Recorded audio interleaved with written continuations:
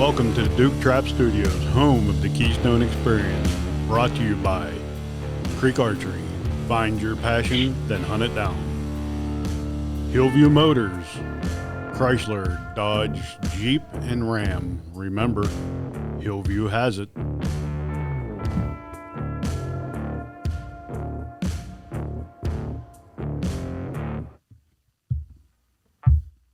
What's going on, everybody? Hey, we got a special guest with us this evening, Mr. Jeff Warner from the Pennsylvania Federation of Black Powder Shooters. What's going on, buddy?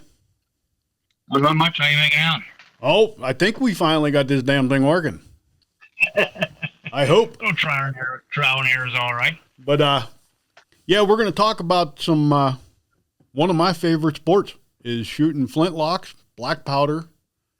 And you guys have an organization that you guys shoot with this stuff. So we will start from the very beginning of how you, as a young man, started hunting.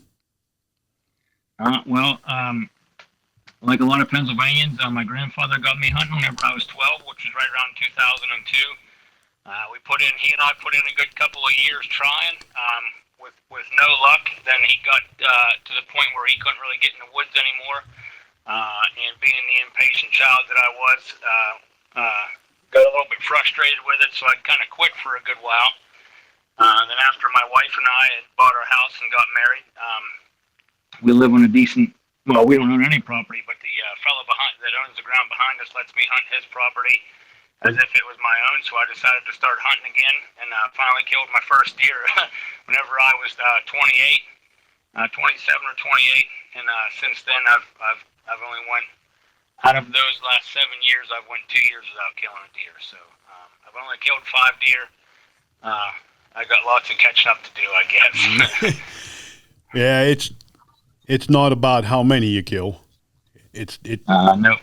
It's about the time you spend out there, and shooting a flintlock is like the best part of it all, you know, because there's so many things that can happen that, oh yeah. Well, and that's, and it's kind of, this is actually irony is, I've shot a deer with my flintlock. I've not killed a deer with a flintlock yet. Part of the reason is, I'm very, very picky, about getting a good shot on a deer. I've passed up so many deer now that I probably could have killed, but they just, especially with my flintlock, I really got get a good shot on a deer. I hate to wound a deer. I'm kind of a big wimp. I don't really even care for killing things, really. So whenever I do kill a deer, I really try to make it as quick as I can get it done. Right. And you know, using a patch round ball, you don't necessarily get the terminal ballistics as you would from a modern rifle. So you get shot placement's a big deal, a lot like shooting with a bow. You know, you got to make sure you're hitting them in a spot that's going to get them down quick. Yeah. So, what caliber do you use? And are you shooting a patch round ball? Are you shooting a buffalo bullet? The gun I'm hunting with currently, it's back here. It's one of these long ones behind me here. It is a 50 caliber. It's a long barrel. It's got a 42-inch barrel, so it's the rifling is pretty slow with it. It's I think one turn in 60 inches. So it's built for patch round ball. I'm actually going to have it freshed out to a 52 caliber here, hopefully this year before hunting season. It needs the rifling's about eaten out of it, and I'd like it to be a bit bigger. It was my dad's gun. I'd inherited it off of him, so that's why I'm having it freshed out rather than having it rebarreled. I want to save the barrel.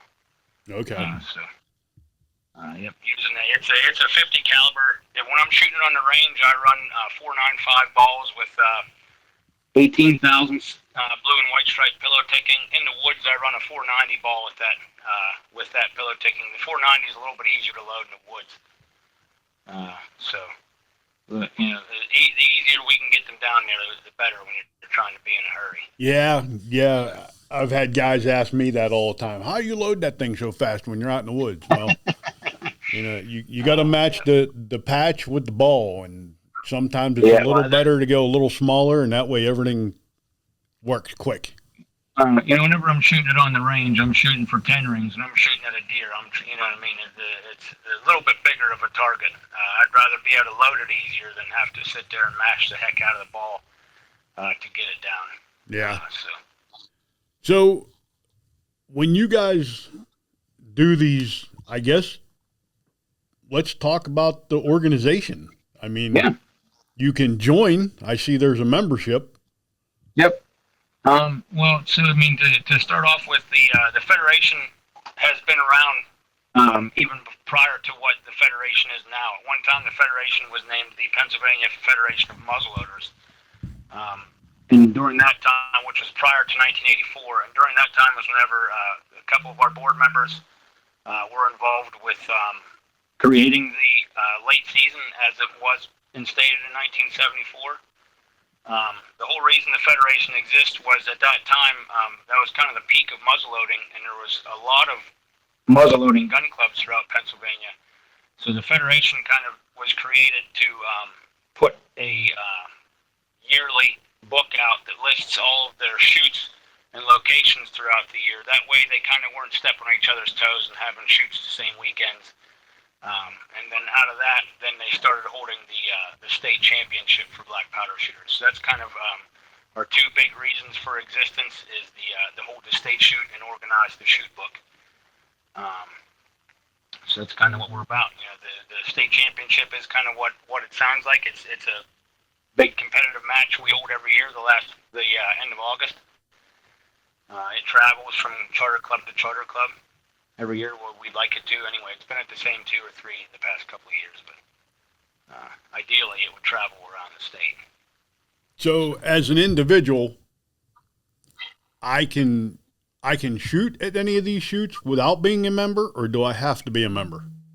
No, you can shoot at any of the charter club shoots without being a member of the Federation. The big tie between the charter clubs and the Federation is we put their shoot dates in our shoot book, and so I think we have 34 charter clubs currently, which is the most we've had in a long time. And the calendar in the front of the book, you could go shooting at a muzzleloading match almost every single weekend of the year if you're willing to travel. And they're all over the state. They're not just located here, in one particular area. They're just about almost anywhere you live. You could get within, at least half an hour of a muzzleloading gun club to go do some shooting. So, your shoots are paper, or are they? Because I've been to a few where you're shooting at like cylinders and specific targets. That depends on the specific. The gun club. Some gun clubs only shoot paper. Some gun clubs only shoot a woods walk. My gun club that I belong to, I run the muzzleloading shoots there. We have a woods walk and we shoot paper. It depends on the specific shoot. Now the state shoot is probably about 98% paper targets. We've just recently, just last year was the first year we added in a steel target course for the state shoot, and we're adding and changing targets for that every year. I just made a whole bunch of targets for that. That kind of, for the guys that don't really care so much about shooting paper, that gives, if you're more interested in a woods walk, that kind of is more akin to that at the state shoot. There's any number of things you could do at our charter club shoots. Some of them have real big rendezvous every year, which is a mixture of all kinds of stuff. You get a lot of that's period dress, and you get a lot of woods walks and paper mixed in there. You could be throwing tomahawks or starting fires or cinema honing. They have a really, really good rendezvous where you get all kinds of stuff in there. There's fires building, tomahawks. I think you get a set of trap or something in the one stage of the course. So that's a little bit of everything you can do around the state, whatever you're into, really. So now these clubs, are there any of them down this way, like down my way down here in Greensburg? Yeah, let me grab my book here quick and look. I know there's a good couple of them out that way. Let's see. Well, you've got, where's it at? 24 is Old Westmoreland is a little bit southeast of Pittsburgh. Number 27 here is St. Louis Border Rangers. That's a little northwest of Pittsburgh. Number 11 Forest Grove. That's southwest of Pittsburgh. So all in and around there, probably within about 45 minutes of Pittsburgh. You know, you got just three right there. There is a handful out in that side of the state.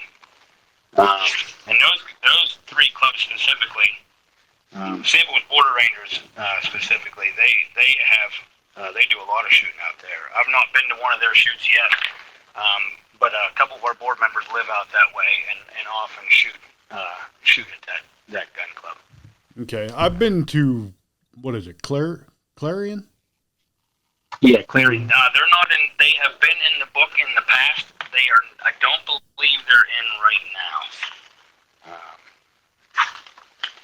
I'm pretty sure they were in the book before. Yeah, no Clarion this year. I think a couple of years ago, they were in the book, but they've not been in. I need to. That's one of the things that if I had the time to do it, I would try to get around to all these clubs and get them in the book because it really serves. It's cheap. I think our charter club fee is only $40, and it gets your page in the book, and that lists all your shoot dates and your location for the year, and it goes out to all our members. So. Okay. Yeah, that'd be some really good advertising for a lot of these because, I mean, there's a lot of guys that don't realize that this even exists where you can go shoot these like you do a bow every weekend. Oh yeah, and there's multiple clubs that have leagues that shoot almost every weekend. If most of them are monthly shoots, but no, there are definitely clubs throughout the state that shoot a muzzleloader course or some sort of paper aggregate almost every weekend, like a league. But yeah, that's a big thing is nowadays, which is we'll get into this, but that's part of the problem is that a lot of people don't realize that muzzleloading is even a thing. The peak year of muzzleloading was probably 1987. 1976, muzzleloading started to take off because of the bicentennial. And we're getting a little bit of that here coming up with the semi-quincentennial coming, the 250th anniversary, so we're getting a little bit of bump in that. But yeah, that's a lot of people just don't realize that this is a thing that people do. Yeah. So that's kind of been a struggle of our organization is to get the participation and just getting the word out about what we're doing. Yeah, I mean, my grandfather introduced me to it a long time ago, and I've been hooked on it ever since, And I'm going to be completely honest with you, I was always a guy that said, never in my life will I own an inline.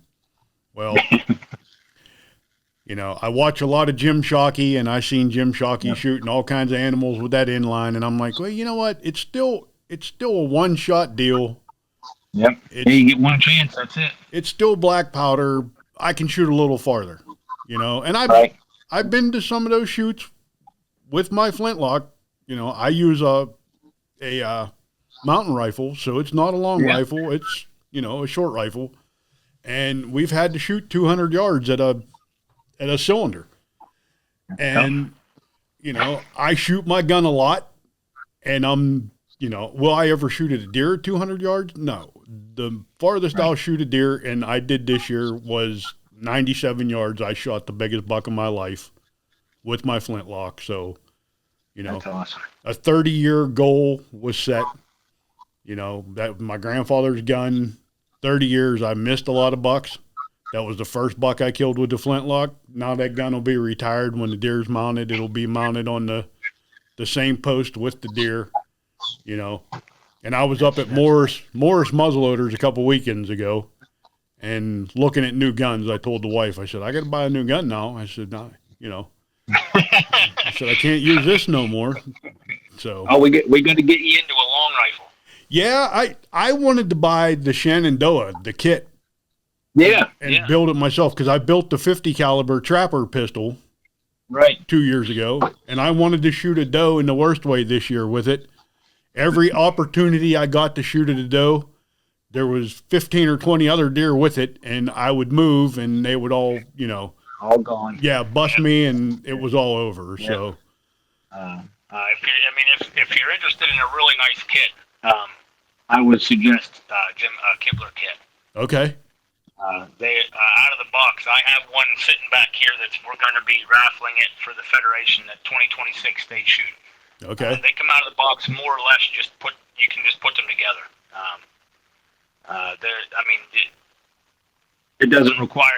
It's great for guys that want a custom quality gun or is at least close to it for about half the price, and you don't have to be a gunsmith to put them together. Okay. So they're a high quality kit. And they shoot really well. I know a lot of guys that, I'm on the state Flintlock team. There's guys that compete on the state team level with them. I think he runs rice barrels. Okay. They're rice blanks. He rifles them himself. Okay. The last I'd heard. He was running rice and Green Mountain. Either way, he goes back and forth, but they shoot really well. And he makes them, and you can get, I think the Colonial and the Woods Runner go up to 54, which is a great hunting caliber. Yeah.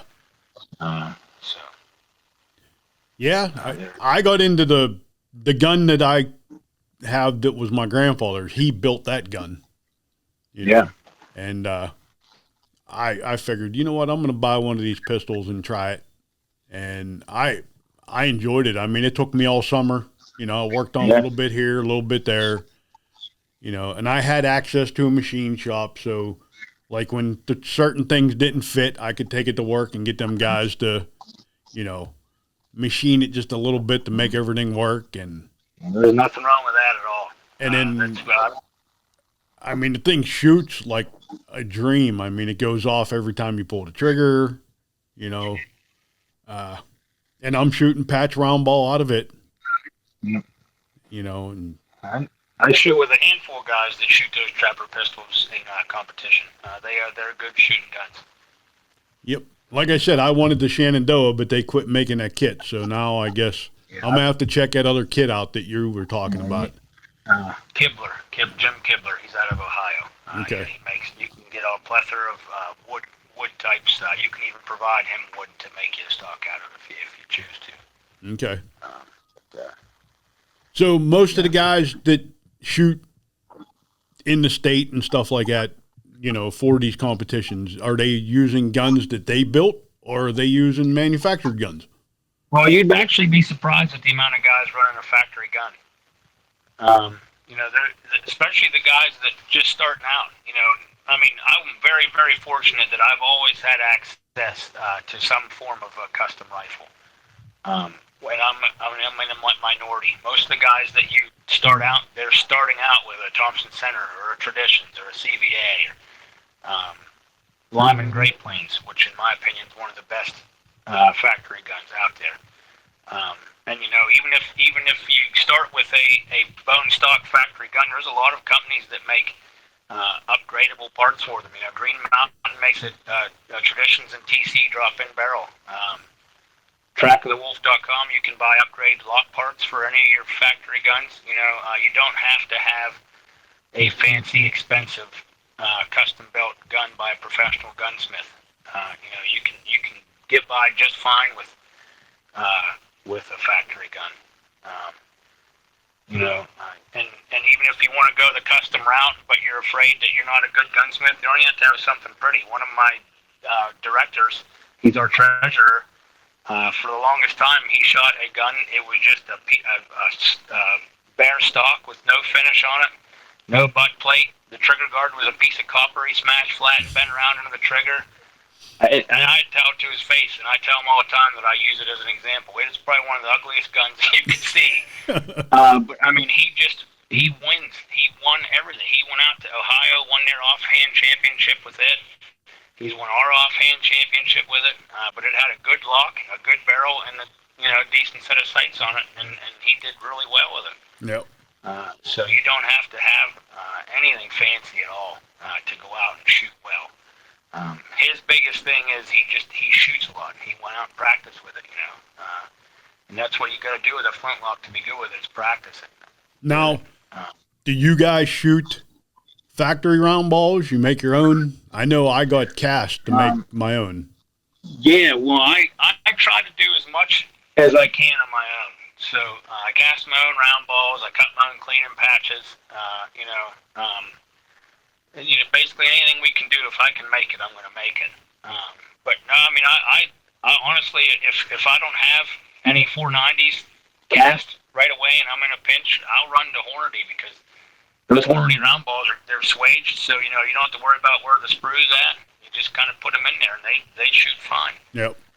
There's nothing wrong with them. I don't have a whole lot of experience with real bullets or maxi balls or anything like that. I don't really have any guns that are capable of shooting them accurately. I don't have any fast twist guns, so I don't really have a ton of experience with that.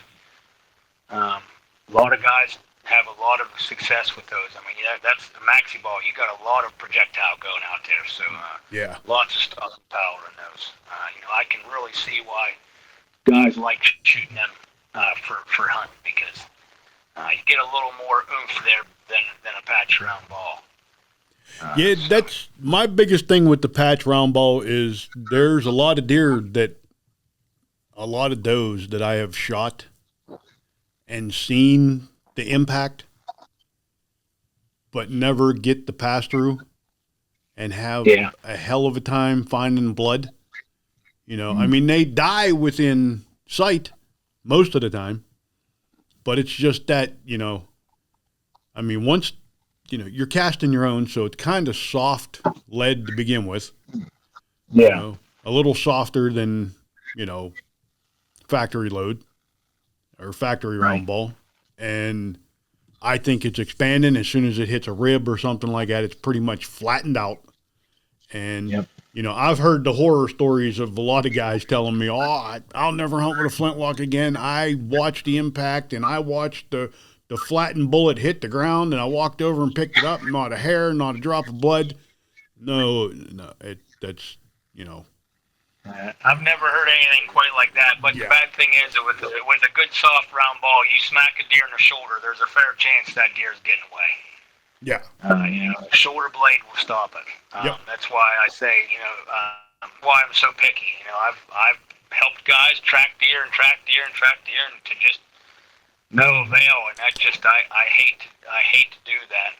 So that's why I'm so picky with my shots because I want to get a real good shot. That way, I know the deer isn't getting away wounded. Yep. So it's you gotta be picky with it. But I've never heard anyone bouncing a round ball off the side of a deer. But I know plenty of guys that they say, man, I know I hit her in the shoulder. Yeah. And that shoulder blade just eats all of it. Yep. It's not going. It won't pretty much. You don't hear of a lot of guys shooting. 50 caliber where the ball's going the whole way through the deer. Right. I know guys shooting big calibers, 60, 62. That typically will go through the deer. But your average guy shooting a 50 caliber, you're going to find the ball in the deer somewhere. Yeah. So back to the competitions. Do you have to attend so many? Do you get invited to the main shoot at the end of the year, or how does that work? No, it's typically all voluntary. I try to get out to one shoot a month, whether it be a local club or if I drive somewhere to go to a club. You'll see now and again there will be some invitational events. Those are usually primitive, events. You don't really hear of that too much. The state shoot in August, that's just, you show up if you want to come to it. You can come to all 3 days. You can come to one day. You can show up and hang out. You don't even go to shoot. It's really fairly open to whatever you want to do. We get guys that will come to the state shoot that will buy a target and they'll shoot a target or two and leave just because they wanted to come out and do a little bit of shooting. It's fairly easy going. As far as participation. Now, for the state team, there are qualifying targets. You have to qualify for the state team, so there's a couple of shoots that you have to attend, that you have to shoot your qualifiers for that. But that's really the most stringent shoot that I can really think of. Do they, when you say you can come out and buy a target, so you can buy in at any of these shoots and shoot basically. Yeah, so your average muzzleloader shoot, some people do it. It depends on each club, but typically there's an entry fee, and then they hand you your targets for the day, and then you shoot your target. Sometimes there's re-entry where if you think you can shoot a target a little better, you can go purchase that target again. Not every shoot's that way. Some shoots are not that way. For instance, the state championship, if you're a member of the federation, that waives your $15 entry fee, and then you purchase your targets, and then most of our targets are all re-entry. So you could decide how we have different matches and aggregates for the whole weekend. So what an aggregate is, it is multiple targets that you take the cumulative score from those targets, and then the prize is based on that cumulative score. Basically, the state shoot is made up of a whole bunch of those aggregates, different style of targets, different ranges. The one is it's the primitive aggregate. You have to be dressed in primitive clothing. Best attempt at primitive clothing. We don't get, we're not counting stitches. Just throw on, whatever. If it looks primitive, that's fine, and you have to shoot a flintlock. Okay. That's the. We even have an aggregate that it's the any black powder ag. You could bring it inline if you wanted, but no scopes. We don't allow any scopes. Right. So you're shooting open sights with us. So in these shoots too, is it flintlock and percussion cap, or do you have them divided up? Like there's a group for flintlock, and then there's a group just for percussion. Your average shoot you go to, there will be no discrimination as far as what type of muzzleloader you're shooting. Some clubs are hard on inlines, but your average shoot you go to, it's either. You could shoot a cap gun or you could shoot a flintlock. Okay. For the state team, you have to shoot a flintlock to be on the state team. Okay. But other than that, each match they'll tell you if it's like I said, like the primitive ag at the state championship, that is flintlock only. But other than that, it's pretty much any gun you want to bring. Even our pistol aggregate, you could bring a revolver if you wanted, but you can only load one chamber at a time. That's a safety issue, really, is what that is. We just don't want any chain fires happening. That's going to be my next gun to play around with. Is I want to get into the black powder revolvers. That's a rabbit hole. Yeah. This whole black powder thing altogether has been a rabbit hole. I mean, I guess we should kind of talk about a load. What powder? I mean, if this is somebody who's never done this before, Oh, yeah. I use Goiaks. I don't know how much longer because I'm starting to get pretty low on it, and it's getting hard to find. Well, there is a reason. There's a reason why you don't find Goex as much anymore. The company that made Goex, they changed hands, and there's been a couple fires. They do provide black powder for the federal government. The Navy uses black powder, which a lot of people don't know. So their priority is getting the powder out to the government. The sporting market kind of isn't where they make their money. So they're trying to fulfill their obligation to the government first. Last I heard. That is ever changing, and you know what you hear. Believe half of what you see and nothing you hear. What powder do you use? I shoot a lot of Schutzen. Schutzen is real black powder. So as far as real black powder versus substitutes, substitutes are really only good, and maybe I'll catch some flack for this. That's okay. But substitutes are really only good for direct ignition guns, so inlines. A little bit, you can probably get away with it in a percussion gun. Not to say that something like 777 or Pyrodex won't work in a flintlock. That it will work. It's just very slow, and sometimes it doesn't work. So whenever I'm telling someone who is a newcomer what powder to use, I always just say real black powder. There's a handful of companies. Schutzen is It's imported. They're the biggest importer of black powder. Um, GoX would have been the only American-made black powder. GoX has always been GoX and Schutzen are comparative muzzle velocity wise. Some people say Schutzen's a little bit dirtier, which maybe it is. I don't see that big of a difference with it. We shoot a lot of it. I mean, I shoot enough of it that I buy it by the case. Okay. So in almost all my guns, I don't really have any large bore guns. By that I mean I don't have anything that's bigger than a 50 caliber. I'm gonna, I have access to bigger guns, but I shoot 3F in the barrel of all my rifles and 4F in the pan, or finer if you can find it. Okay.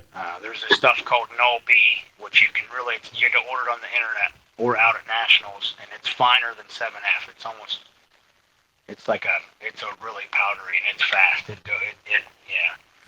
But it's also like $50 for half of a pound of it. So it's not necessarily practical for your everyday guy to have it. That's something that's typically serious competitive shooters will spend the extra money on it. But even there's guys that run 3F in the pan, and that is perfectly fine. There's nothing wrong with that at all. Yeah. But we use Schutzen. There's Graf and Sons. Schutzen also makes Swiss powder, which is popular. Swiss burns a little bit hotter than GoX and Schutzen, so you can use a little bit less of it grain-wise. And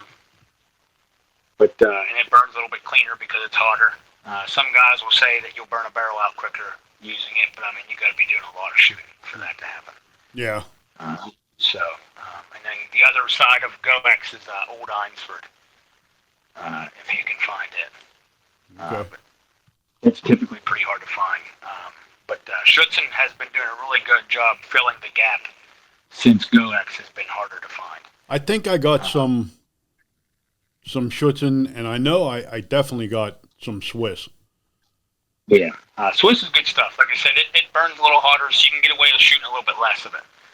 Where in my 50 caliber, I shoot 50 grains of 3F Schutzen, I might be able to get away with, 70 grains, I might be able to get away with 50 grains of Swiss. Now, see, there's another rabbit hole we can get into, because I get into it at the clubs all the time when I'm shooting mine. Guys will say, well, you're not putting very much powder down that barrel. Well, I don't need a whole lot of powder right, to hit my target at 100 yards and still have the effective knockdown power that I want. All right. And there's a big misconception with the more powder I put in there, the more accurate it will be.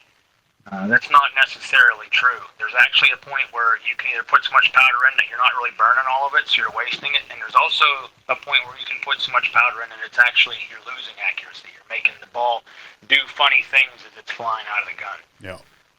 So, I mean, every gun is different. It's really one of the things where you just got to play around with a powder patch ball size to it. You get it. We pretty much use the 18 thousandths blue and white stripe pillow ticking in all of our guns. We load pretty tight. The man that taught me everything I know about black powder, his name is Don Blazer. He's my godfather. He runs a 20 thousandths thick patch with a bore size ball. So he's loading really tight. But that's not practical in the woods. You need a range rod to load that way. Something you can get a little bit of leverage pushing in on it. Your wood ramrod out of your gun, you might trying to heave that down there. You're probably going to skewer it through your hands or something. Yeah, I don't know how many of them things I go through.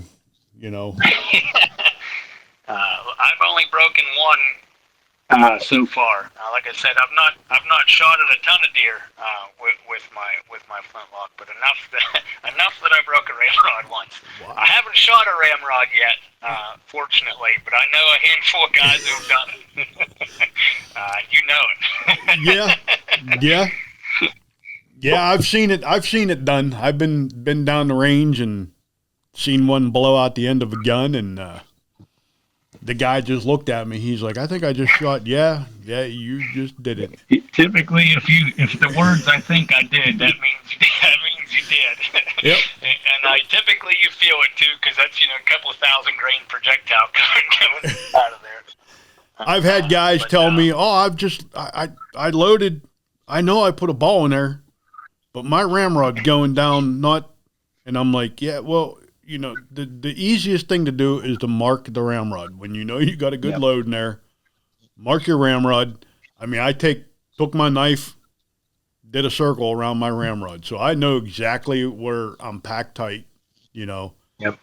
And yes, I've done it. I've stuck a ball in there in a patch with no powder, and then Listen. sit there and feed the powder through the touch hole to get enough in there just to watch the ball roll out the end of it.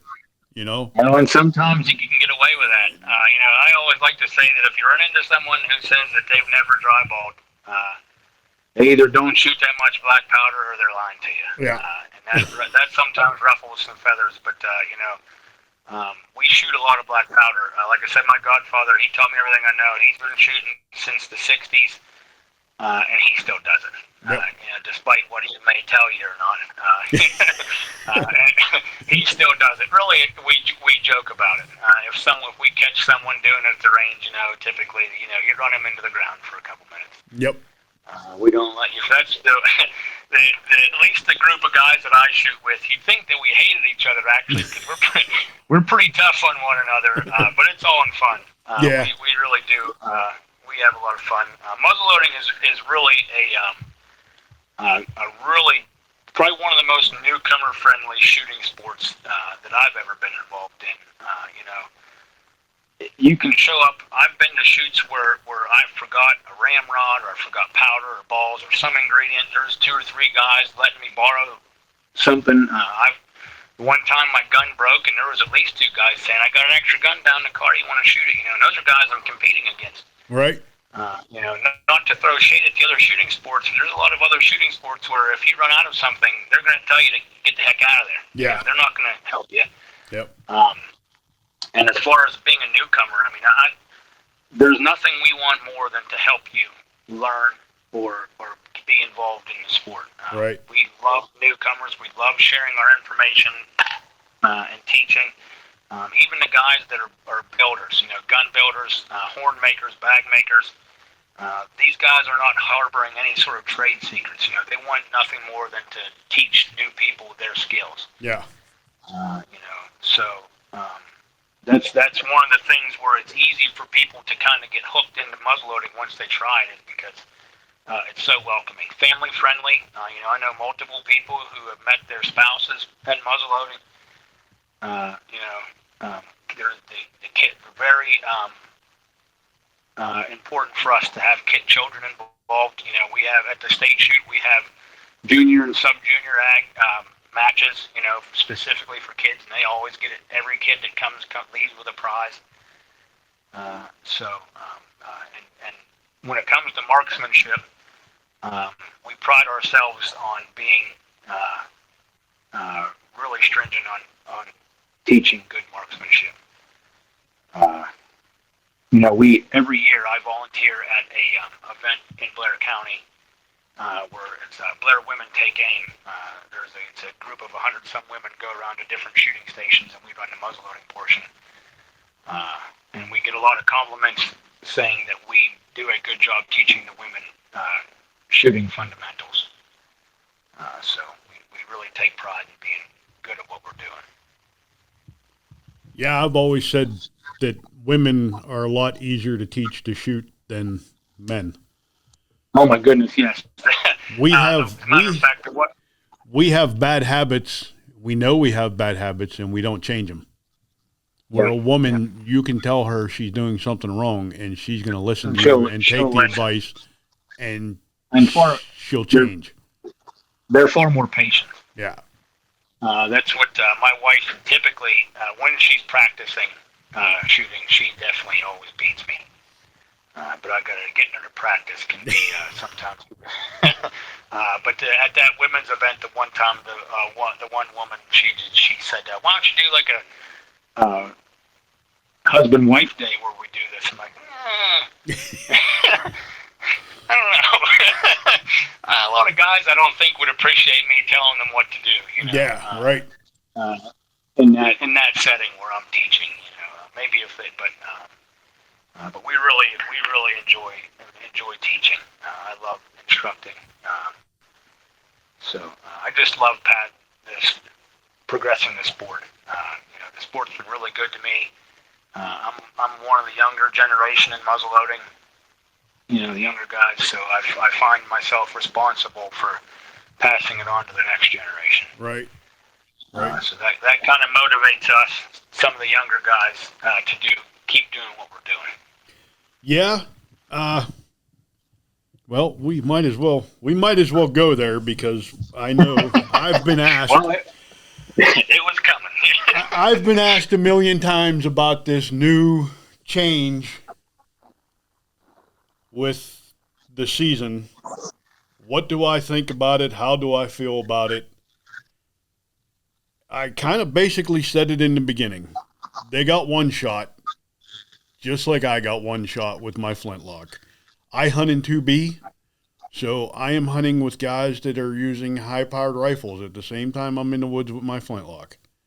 Right. So to me, I don't have a problem with them adding the inline to the regular muzzleloader season after Christmas. But in a way, I kind of would wish they would leave the rest of the state alone. Leave it in the special regulation areas where you can hunt with a slug gun, you can hunt with a rifle. If you want to take your inline out after Christmas, take it out after Christmas, and leave it that you're only allowed to shoot does with those specific rifles. Don't let them come into that traditional end of it through the rest of the state. Use the special regulation areas for it. That's my personal opinion, and I've had a bunch of crap for my personal opinion on this podcast for the last 6 years. So I really don't care. I'm going to say what I feel, and that's the way I feel about it. And that's all you can do. Hunting in Pennsylvania is such a tough thing, and you know what? The best way to put it is, Pennsylvania hunters are just passionate people. Yes. They love hunting and they love being in the woods, and that's a good thing. Because we need that. The fact of the matter is, part of the issue with things changing the way they do is because there just isn't as many hunters in the woods. Right. For whatever reason, that's just, the average hunter, I think the average age is 47. And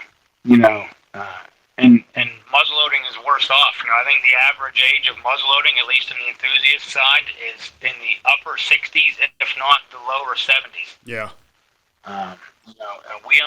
Muzzleloaders only attribute to 2% of the deer harvest every year. Yep. That was at least from this year's harvest report, 2% of last year's deer. And last year was a record number of deer killed in I don't know how many decades. I can understand in some ways why the Game Commission is adding a lot of these seasons, because they need the deer. Whether you want to say there's more deer in Pennsylvania or not, according to the Game Commission, they want more deer killed, so they have to add these seasons. Yep. Muzzleloading being that we only bring in 2% of the deer harvest, we don't show the numbers to keep the Game Commission from encroaching on the late season. It's just numbers. I have nothing against the archery guys at all. They bring in the numbers. It only makes fiscal sense from their point of view. If they had to encroach on a season, they're not going to encroach on archery season because the archery guys bring in money. Right. It's just facts is muzzleloaders do not bring in the money that the other forms of killing deer do. So when it comes time for them to move in and add on to the rifle season, it makes sense to come in after Christmas. And I don't think that there is really anything that's going to stop that unless we can somehow materialize, a couple 100,000 extra hunters throughout the rifle season, the regular rifle season. I just don't see them stopping, the addition of longer rifle season into the late season. Right. So whenever it came time for us to, at one time the Federation, that's what we did. We worked with the Game Commission to keep the late season really, we worked with the game commission to create the late season. I say we pretty liberally. I had nothing to do with that. I'm very fortunate to know a handful of the guys who did. So when it came time for us to try to put forth effort, once this started happening, and I started hearing guys tell me that they were never going to take a flintlock out again because they lived in an area where they could take a rifle out in after Christmas. That kind of lit a fire under us. So we had to pick a part of the year that it was going to be worthy of our effort to make a change. So that's why we presented the game commission. Well, we're going to be presenting the game commission with an additional week in October, where a flintlock hunter could kill a buck. I understand the anger from the archery community. You got crossbows out there, you got the inline guys out there. Archers are passionate hunters, man. You guys put in the work. You guys got food plots and your game cameras out and you're tracking deer. I honestly get it. But if I was allowed to kill a buck in October, or even just for a week, being that we only bring in 2% of the deer harvest, even if we only bump that up to another 2% to 4%, I really don't think there's going to be so many guys out there that the archery guys are going to see that big of an interruption. No. There's a lot of guys that will disagree with me wholeheartedly, and that's fine. But the fact of the matter is, I don't see the game commission letting off of the late season as far as the extension of rifle season. I'm a bow hunter. I'll be, I'm out there September when his season starts, and I hunt all the way up until the day before gun season starts. Like I said, I'm in 2B, but I also hunt public land, 2D, 2C, and I don't have any problem, Gary, hey, come October, if on my deer lease, if I still have, if I'm having a buck that's changing his pattern on me and I can't get this thing in, trust me, if I could take my flintlock out for a week and knock him down, I'm all for it. That'd be great. I'm all for it. Yeah. Let me do it. I'll take a week. I take a week off now and go to all the public land and hunt does with the flintlock, because I've been on public land for the last 2 years doing like a little, where I started hunting from on public land. You go to these places and there's nobody using it. Nobody utilizing it. Right. I spent a lot of time last year out at Loyal Hannah, places I grew up hunting when I was 12 years old. And I'm jumping bucks the whole week of that inline season, where I'm just standing there scratching my head like, are you kidding me? I mean, I've run into that a lot now since we put this out. There's guys said, hey, they're out there with their inline or even their flint where they're hunting a doe and they see a nice buck, and then that's the last buck they see the rest of the hunting season. Yeah. There's been a big push saying, well, we need to mentor the younger hunters into hunting with the flintlocks. I mean, what's a better time to mentor a young child? In October when the weather's nice, or whenever it's ice storms and 15 degrees. Yeah.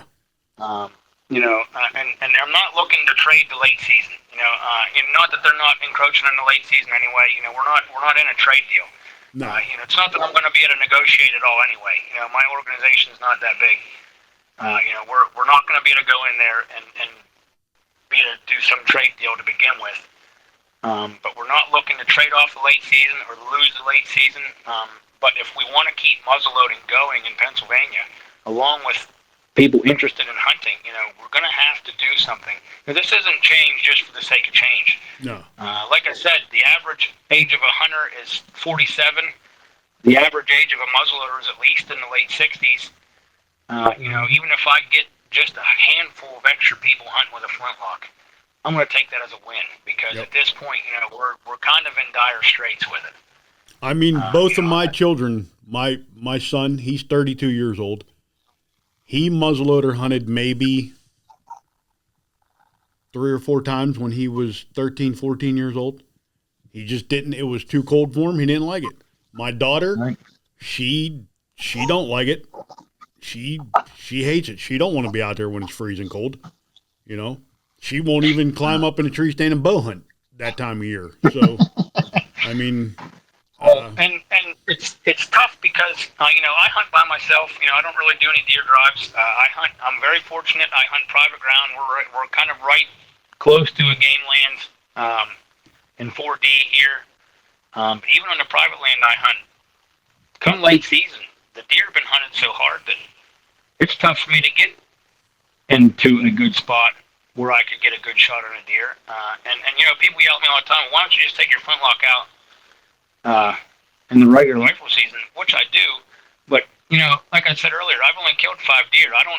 I don't necessarily have the numbers or the privilege. The numbers to say, well, if I can't get within 50 yards of a deer, then I won't kill a deer this year, So I kind of got to keep hunting with my modern rifle. Like this year, I had one opportunity at a decent sized buck with my regular rifle, and that was one time, and I did shoot him at just a hair under 200 yards. I've never would have had an opportunity to shoot that deer with my flintlock. I just wouldn't have. Right. Because I do a fair amount of shooting, but me personally, I am not comfortable with shooting at a deer basically any further than 75 yards. And even 75 yards pushing it for me. I would like to be within 50 yards of a deer with my flintlock. Right. That's just me personally. I know a lot of guys are comfortable shooting further than that at a deer. Now, if I'd seen a pretty big buck at 100 yards, I'd probably take my time and try to make a good shot at it. The juice has kind of got to be worth the squeeze. But I'm not going to, I'm not just going to be slinging shots around. So I think that your opportunities are going to change if we can hunt a buck in October. One of the guys that I'm privileged to know that helped create the late season. I hate to throw his name around. He's well known in the National Muzzleloading Rifle Association. Whenever I brought this idea up to him, me and the board discussed doing this, our board members, and we asked around to some people to gauge the response, and we talked to some of these older guys, and his exact words were, "It's time," meaning it's time that the Flintlock guys get something a little better than what we were given. The end of the year, it's cold, it's icy, the deer have been hunted hard for 2 to 3 months already. A lot of the bucks have lost their antlers. I don't know how many guys I've said killed a nice big huge doe, and they walk up on it and bam, he just dropped a nice set of antlers. You'll never know what that buck would have been. Right. So I think that this could provide a lot of good opportunity to get out with a flintlock and do some good hunting. Good weather.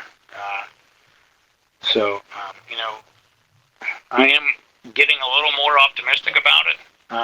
The Game Commission, isn't historically known to just be like, oh yeah, here's what you want.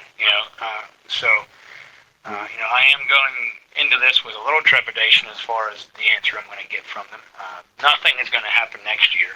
Right. The seasons are decided now. Well, I mean, we're still here. We are. How many years ago did they start the whole Sunday deal?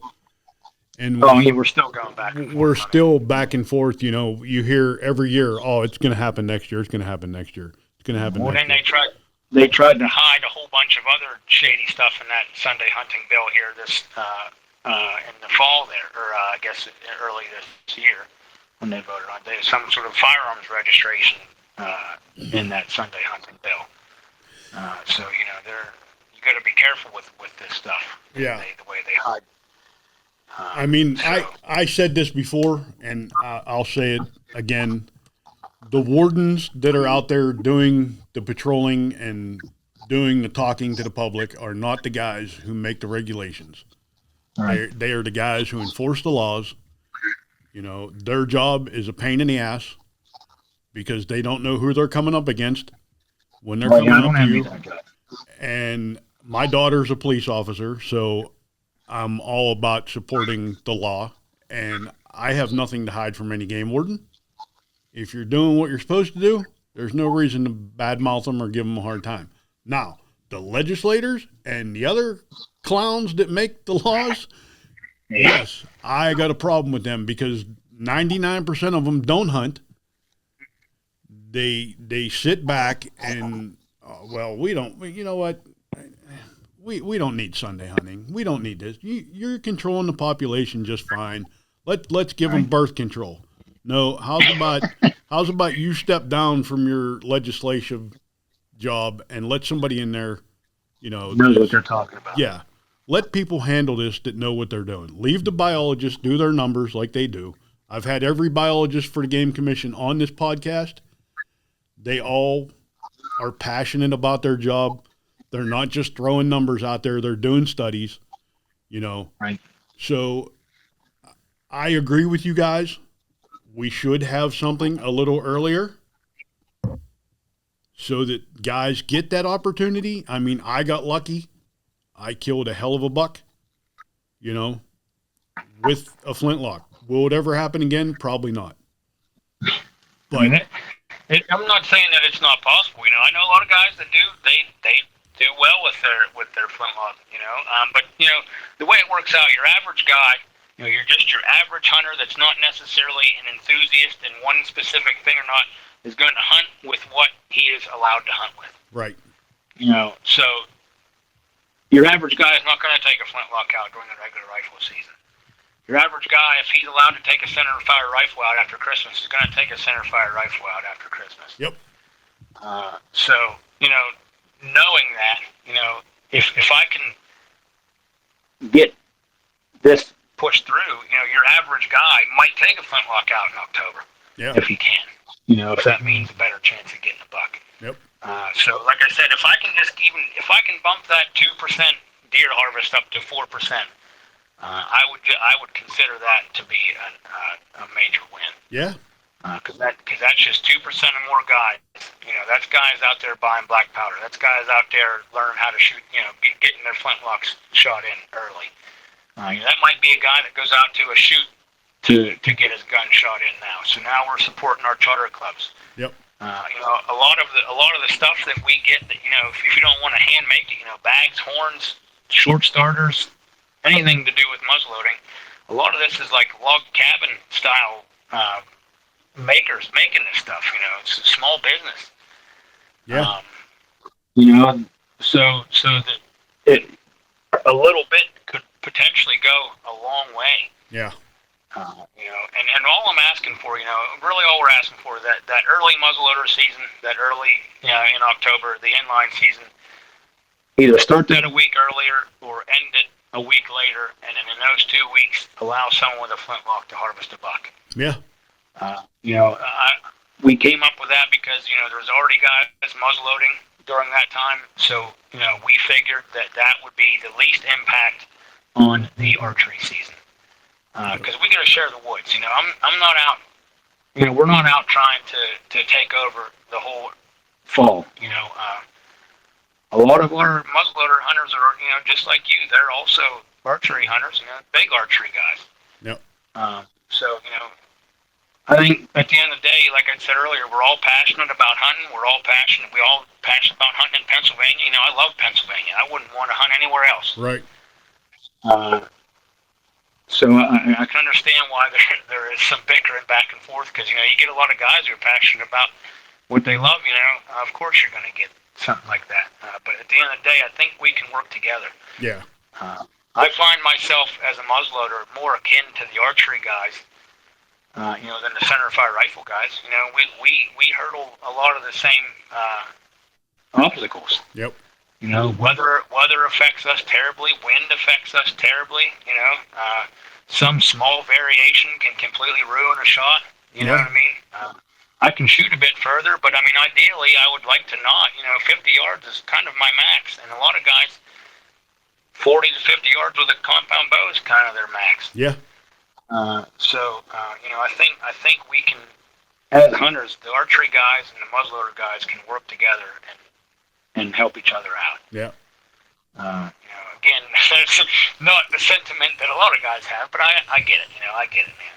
Yeah, but I think, I personally, me personally, I wish they would give us a 3-day black bear season that we can just hunt with the flintlock. Well, and you know what? They did that right though. We had that that bear season, and they did the biological thing right. They cut that back because we'd harvested so many bear. Yeah.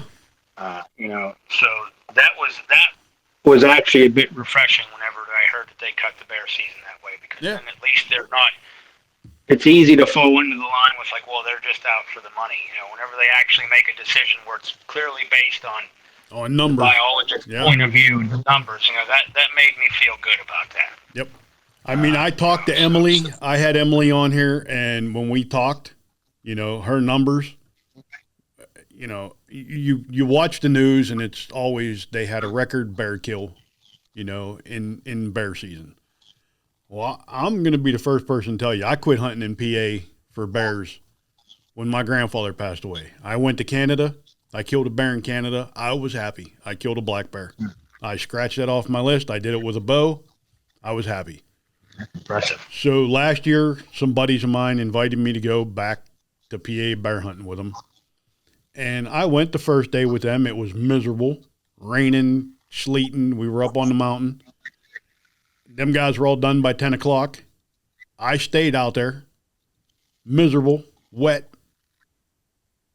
I said, I'm done. My one day for the year. I'm happy. Well, I went Sunday, hunted by myself, got on a set of bear tracks and followed him. I seen him 3 times. All I got to see was his butt at 200 or 300 yards, but still I got to see him. I had never seen a PA black bear when I was hunting them when I was younger. So that made me go. I went to work at 1 o'clock in the morning. I got done at noon the next 2 days, and I hunted from noon until dark. So now my thing this year is I'm taking those 4 days off of work, and I'm bear hunting. And I'm using, depending on the weather, my Flintlock or my inline. One of those two are going to kill a bear this year, and I'm going to put the time in to make it happen. Yeah, that'd be awesome.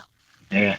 And if it's on drives, it's on drives with a bunch of guys. I'll be the first to tell you, I have a ball after Christmas when we get 10 or 15 guys together and we go put on muzzleloader deer drives. Good drive, yeah. It is great. Do we kill deer? Absolutely not. We might get 1 or 2. And those are the ones, and probably the deer that weigh 70 pounds that run up and stop. That's what I learned that quick, that usually whenever you spook a whole bunch of deer and there's one standing there, that's usually a yearling or something. Yeah. Don't shoot that one. and my buddies are like, my God, I can't believe you shot that. Well, guess what? It stopped. And it's a small target. Try hitting a small target at 45 yards with this Flintlock. Right. It's tough. Yeah, like, that was the first. The very first deer I killed, luckily it was with my Pabst 30-30. That was what it was. I was walking down through the hill there, and a whole bunch of deer ran, and she stood still. That's where I found it. So I process all my own deer. Luckily, I hunt in the woods behind my yard here. I drag the deer a couple hundred yards to the house, and they hang in my neighbor's garage over there. And we do never leaves our little town here.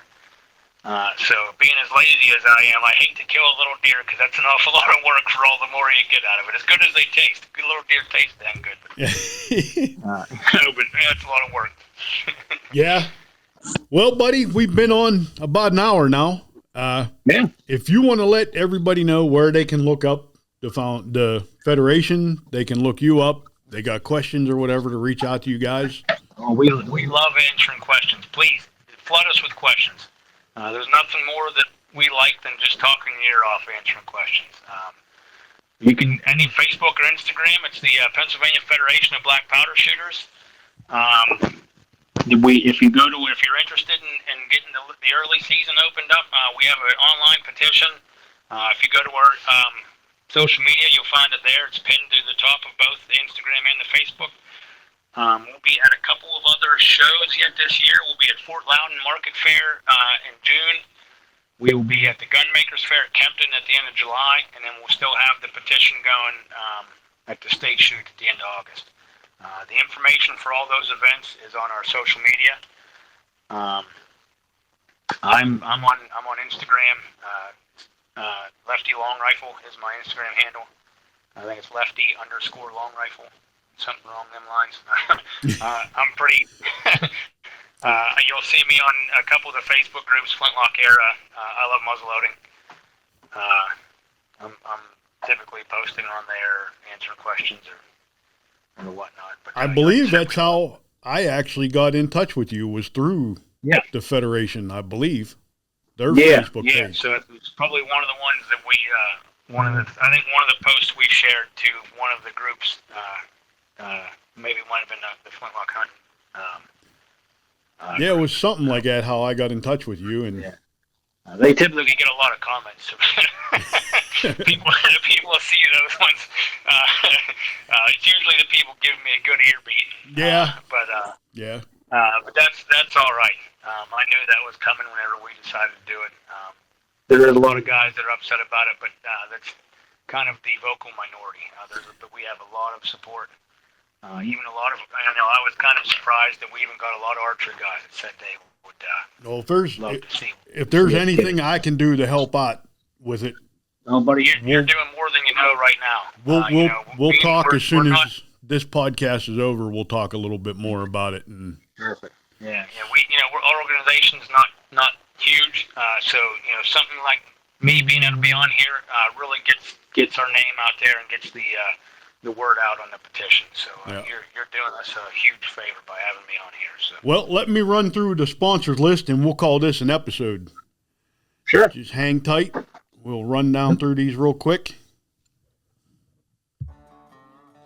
Hey, thank you for listening to this episode of the Keystone Experience. Please make sure you check out these fine sponsors that make this podcast possible. Apparition Sense, Chico Outdoors Incorporated, Back 40 Seed Company, Gearhead Archery, Forget Genetics, Trapline Beard Oil, Weeby Knives, Wreck Broadheads, Coon Creek Trappers, Wilson's Wildlife Solutions, Baits and Lures, Redline Bow Hunting, Rack and Stick, Scout Tech, XL Construction and Renovation LLC, Warhead Arrows, Freaky Frank Custom Tackle, Black River Shot Company, Coyote Cords, Rocco Family Farms, Steve Rocco Media. Watch us on Carbon TV. Listen to us on the Outdoor Call Radio app. Follow us on Facebook, Instagram, and TikTok, and be sure to subscribe to our YouTube channel.